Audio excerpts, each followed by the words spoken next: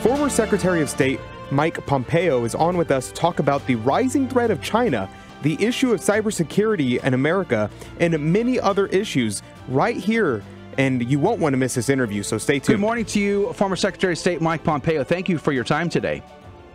It's great to be with you. Thanks for your time. Yeah, praise be to God. There's so many things to discuss with someone of your caliber and your level. We're very grateful that you're on with us today. Let's start with the rising tensions with China and with Russia.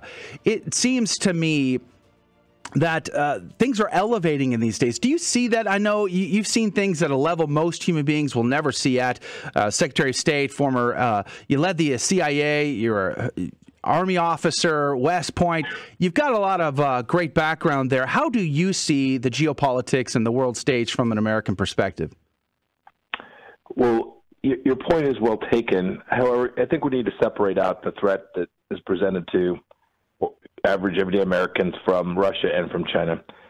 We defeated the Soviet Union. The Russian economy is not that big. They still have 1,000 nuclear warheads, and Vladimir Putin is someone who is prepared to engage in bad conduct. We saw it with what they've done in Ukraine. We've seen it what they've done to the 6 million people who had to flee in Syria, denying them their basic human dignities. We've watched from Russian soil attack on a colonial pipeline, preventing us from moving gas up and down our east coast. So make no mistake, Vladimir Putin needs to be dealt with. We need to confront him. We need to deter him. But the challenge of our lifetimes is the Chinese Communist Party. The Chinese Communist Party presents the only threat to the United States of America from outside of the country that can truly change our way of life and has both the capability and the intent of doing so. And so, yes, I wouldn't say tensions are rising because the Chinese Communist Party has been at war with the American worker for 20-plus years now. We need to confront them. We need to impose costs on them. We need to prevent them from spying on us here inside of the United States. We need to preserve the capacity for products to move around in the Pacific and Indian Oceans. Those are things that are really important for everyone here in the United States, whether we live in an agricultural place like Kansas, where I'm from, or a more urban place like New York City. The Chinese Communist Party has the intention of making America look a lot more like their model, the authoritarian, tyrannical, absence of rights respecting model that they have, and we can't let that happen. So let's go back to Russia for a moment and the ransom attacks on corporations that we're seeing now is becoming more and more commonplace. Are we as a people, is our government doing anything to try to prevent this, to get to the bottom line, to prosecute, to hold people accountable? What is, in fact, going on behind the scenes?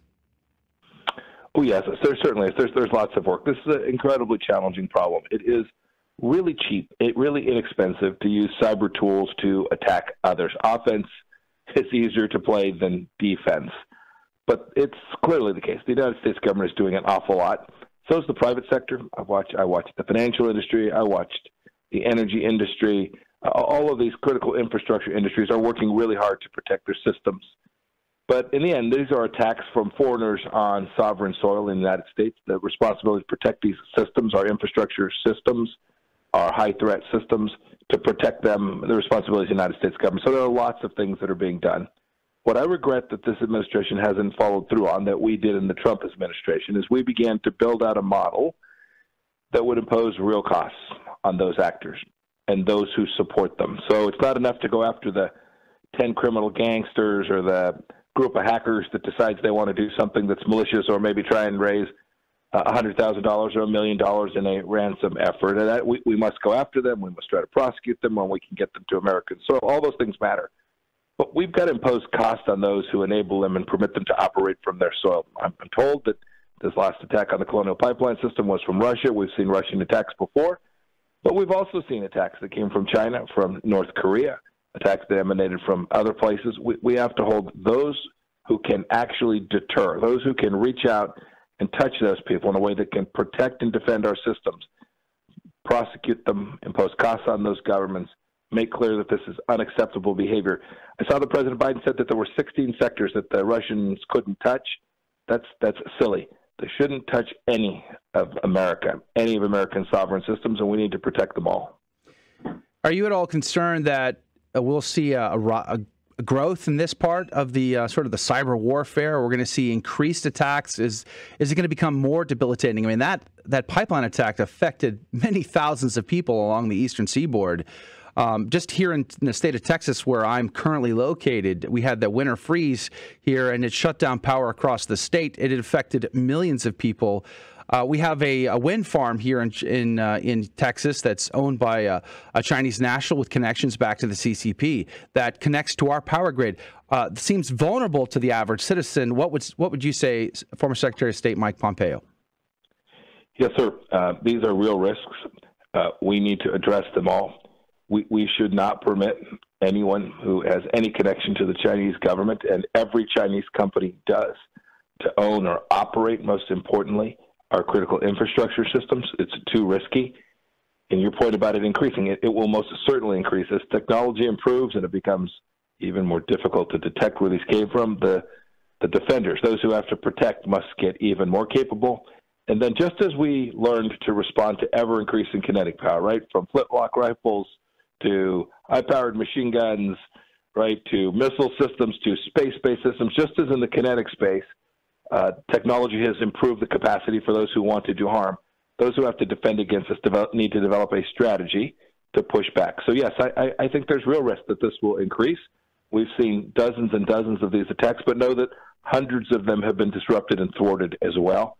This is something that is going to continue, and the United States has to be very clear about its defensive strategy, its strategic defensive strategy, if we're going to deter this behavior. I want to talk about China in particular again. We see I keep using the word tensions. I feel like it just feels this way. And this is part of the reason I wanted to talk to you, because as a knuckle dragger, ordinary, everyday citizen looking at the news and trying to figure out what's sort of embellished and what isn't, it's hard to tell sometimes. But I got to be honest, when you're looking at the incursion of military aircraft from China into Taiwan's airspace, we send ships over there, it feels like things are building up. Is that the case? Even the Philippines are pushing back. Australia's trying to push back. It seems like things are heating up in the South China Sea. Is that the case? It's certainly the case that for 40 years, and this is Republican and Democrats alike, for 40 years, the United States allowed the Chinese Communist Party to walk all over us. And so did the rest of the West. You mentioned the Philippines, you mentioned Australia. Europe would be in the same bucket. We all had this theory of the case that said, if we just sell them a few more trinkets, if we just let another 100,000 of their students come study in the United States, they'll see how great America is, and the Chinese Communist Party will change its stripes. That wasn't crazy. And I can now tell you for sure, not only was it crazy, it didn't work. And so the Trump administration, we began to confront. We did it in trade to protect. You talk about knuckle draggers, right? You're Texas. I'm from Kansas. I'm from the Midwest. We make stuff. We build stuff. We have technology service industries that matter an awful lot. We have to protect those people. We have to protect those jobs. This Chinese stole tens of millions of jobs and billions of dollars worth of intellectual property from us. And we simply said, that's okay. They're a developing country. We're still fine. Well, we're not fine. It is unacceptable. And yes, we are pushing back. And you see that. You see it in the Chinese Communist Party's actions in Taiwan. You see the actions in Hong Kong. You see the fact that, and I pray about this every day, you see what they're doing to over 1 million people in the western part of their country. Yeah. Conditions like we haven't seen since the 1930s, internment camps, forced sterilizations, forced abortions on ordinary human beings who are just trying to live their lives and be with their families. This is the nature of authoritarian regimes. We know this. This has been biblically true about how human beings must respect each other because we're each made in the image of God. The Chinese do not understand that. They've now foisted a virus on the world and covered it up, killing millions of people. And the regime in China, Xi Jinping and his colleagues on the Politburo, have not for a moment expressed any willingness to help us understand how this took place and help the world collectively push back to make sure that something like this can never happen again. This is when you talk about tensions rising, it is a direct result of Xi Jinping and the Chinese Communist Party increasing their intention to achieve global hegemony. Mike Pompeo is our guest, and I was wondering, we had going back to talking about the technology and infrastructure, and especially with the modern warfare today, it seems as though we have shifted from fighting very much wars in the traditional sense, and now we're fighting proxy wars. We're fighting digitally. We're fighting via hacking, and we've seen that hackers at DEF CON publicly showed years ago how easy it was to maliciously take down power grids in the U.S. How has the U.S. cyber infrastructure become this vulnerable to begin with? Well, your point about asymmetric warfare, that's the military term, right, where it's really cheap to do offense. It's expensive to build a system that is capable of defending against what is a laptop and some high-end communications equipment that costs $5,000 or $10,000. So very asymmetric offense to defense. But look, we've built out our infrastructure in a way that we now have a pretty good handle on what's going on. It is the case. There will be someone break through, someone achieve an attack. There is lots of effort going to make sure that that doesn't happen, and if it happens, it doesn't cascade. That is, it is a contained attack. So no, the American people should know there is lots of work that the American energy industry and others have done to prevent these attacks from causing a real problem here in the United States. Just like with terror attacks, you can't stop them all, but you can build that knowledge, infrastructure, intelligence collection, capacity to respond in a way that achieves deterrence to reduce the risk that one of these attacks is actually cataclysmic or does something that impacts a whole lot of people here in the United States. And we continue to build out. What is missing from this administration's effort is a counter-strike strategic effort that makes clear that if someone engages in this kind of behavior, we're going to hold responsible all of the actors who are responsible for permitting it to move forward. Former Secretary of State Mike Pompeo is our guest, and I want to talk about Israel, Iran, China, and Russia. Are you at all concerned about the deal that we're discussing and negotiating with Iran over their nuclear capabilities, their enrichment program, and how the deck seems to be, or things are lining up in such a way where we have like China, Russia, Iran on one side, and then us on the other, and who's actually playing the middle ground? It seems concerning to the average citizen. How do you see it? So I actually have a piece in today's Wall Street Journal talking about exactly this issue with respect to Iran. I cannot for the life of me understand how the Biden administration has the intention of cutting a deal with Ibrahim Raisi, the new selected president in Iran, a man with the blood of thousands of Iranian citizens on his hands, who's now the president of Iran, who we have sanctioned in 2019. I led the effort to sanction him personally. How they're going to negotiate a deal with him that they have any confidence in. Look, no one wants Iran to have a nuclear weapon, but the deal they're about to enter into won't prevent that. It's going to have it's going to be about a 9-year deal. That's all that's left. The administration talked, they said they wanted that deal to be longer and stronger. It is going to be shorter and weaker. And that is really dangerous for the United States. But it is, in the first instance, dangerous for our friend and ally, Israel. We built out a very clear understanding with respect to Iran. If they punched us or they hurt an American, we were going to impose real cost. When Qasem Soleimani threatened Americans, we took him off the battlefield. We made clear that we were going to support the Israelis. We moved our embassy to Jerusalem. We recognized that the Golan Heights was the rightful land of the Israeli people. We acknowledged that Israel was not an occupying force. We then built out the Abraham Accords because in the end, it's peace that we're trying to achieve in the Middle East. We convinced 4 amazing Middle Eastern Gulf state leaders to say, yes, Israel has a right to exist. Going back into that deal presents risks to the Abraham Accords and the Gulf states, Israel, and the United States, because in the end, the regime in Iran, since 1979, since the revolution in 1979, has been intent on foisting its theocratic, kleptocratic regime on its own people and wreaking havoc throughout the Middle East. Mike Pompeo is our guest. Let's switch to domestic affairs, if we can. As a Catholic, I see the world through my Catholic, my Christian faith, and I'm very concerned about a lot of the things that are going on in our own country, let alone around the world. As a Catholic, I was appalled at seeing the Sino-Vatican deal that became cryptic and who knows what was in it, and yet I see Catholics being persecuted and Christians being persecuted in that country along with the Uyghurs and others. But here in America, we're going full-on woke. And I wonder, will I have the right to speak from my conscience in the near future? Will my children have to grow up in an era where they will have to keep their Christian faith secret in order to avoid being persecuted, either softly or even more in a hardcore way? What say you, former Secretary of State Mike Pompeo? You're never going to let that happen, and your listeners are never going to let that happen. I'm an evangelical Christian. I talked about my faith when I was a Secretary of State because it was important for people to understand who I was and how I thought about the world. I was unabashed about doing that. I think it drove some of the lawyers at the State Department crazy.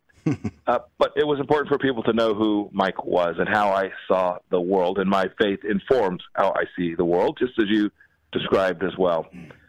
When I see what's taking place today in our elite institutions, the academy and universities, our faculties in our K through 12 schools, our even places in our judicial system, and sadly now as a former soldier, I have to say, in our military, where people who come from a conservative worldview or a Christian worldview are told, no, that voice is not welcome, that in fact the nation was built on a set of racist ideas that's fundamentally false. We have to begin a revival of understanding our founding, the things that made America so exceptional and great. And I'm convinced, I see it everywhere I go. I've been traveling the country helping conservative candidates do the things they need to do to get elected. I see it everywhere I go. I hear ordinary people saying, enough, no more, not on my watch. I'm going to protect my family, my church, my school, my freedom. I am really optimistic that people have seen this movement, this woke movement, this cancel culture, and they're going to respond, and there will be a counter effort to push back against it, and we will restore and revive the things that you and I all know are so central to making this nation the most exceptional in the history of civilization.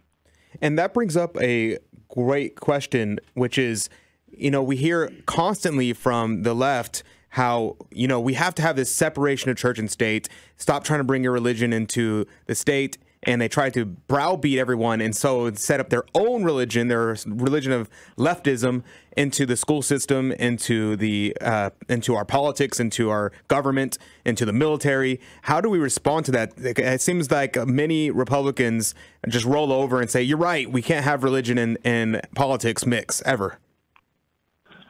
Look, we all know what the founders talked about. The First Amendment was unambiguously clear. We won't establish a religion, but we're going to permit every American the free exercise of their faith. And that means that if you're in school, or in my case, you're someone who's serving America as a member of President Trump's team, if you're engaged, you have every right to talk about your faith and to pray and to do these things in a way. If someone chooses not to have a faith, our Constitution permits that as well, and they can practice their own. Or if they're not Christian, if they're Jewish or Muslim or whatever faith, they ought to have the right to practice their faith in the way they choose. We must demand this.